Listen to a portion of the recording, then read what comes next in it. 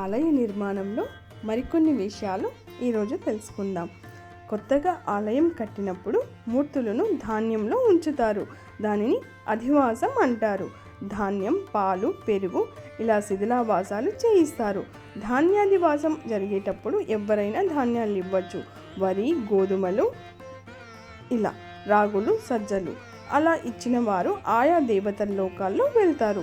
కానీ దేవాలయానికి, దేవతలకు కానీ ఏవైనా ఇచ్చినప్పుడు దానిని సాయం చేశాం, దానం చేశాం అనకూడదు, సమర్పించాం అనాలి.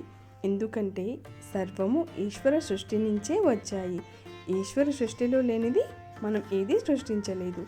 అందుకే సమర్పించాం అనాలి. సాయం చేశాం, దానం చేశాం అనడం మన మూర్ఖత్వమే అవుతుంది. అవునా కాదా? మీరే చెప్పండి.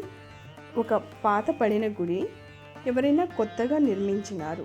అలాంటి వారికి కొత్తగా గుడి నిర్మిస్తే ఎటువంటి ఫలితం వస్తుందో అంతకు రెట్టింపు ఫలితం వస్తుంది.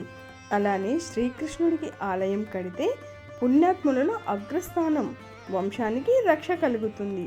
విష్ణుమూర్తి ఆలయం, శివాలయం, సూర్యదేవుని ఆలయం, అంబ ఆలయాలను నిర్మిస్తే ఈ లోకంలో ఉన్నప్పుడు కీర్తి పొంది మోక్షం పొందుతారు. ముఖ్యమైన విషయం, ఒక వ్యక్తి తన సంపాదనలో ఎంతో కొంత భాగాన్ని ఆలయానికి ఇవ్వాలి. ఇవ్వనివాడు ఉత్తర జన్మలలో ముష్టివాడై పుడతాడు. మనకి ఉత్తర జన్మలు, ఉత్తమ జన్మలు కావాలి కదా. మరి ఎంతో కొంత మన శక్తానుసారం దానం చేద్దాం. అలానే పితృదేవతల కోసం శ్రాద్ధాదులు, బ్రాహ్మణోత్తములకి దానం చేయడం, దేవతలకు ధన కనక వస్తు రూపంలో సమర్పించబడని వారి ధనం వ్యర్థం. ఈ రోజుతో అగ్నిపురాణంలోని 2వ రోజు పారాయణ పూర్తయింది.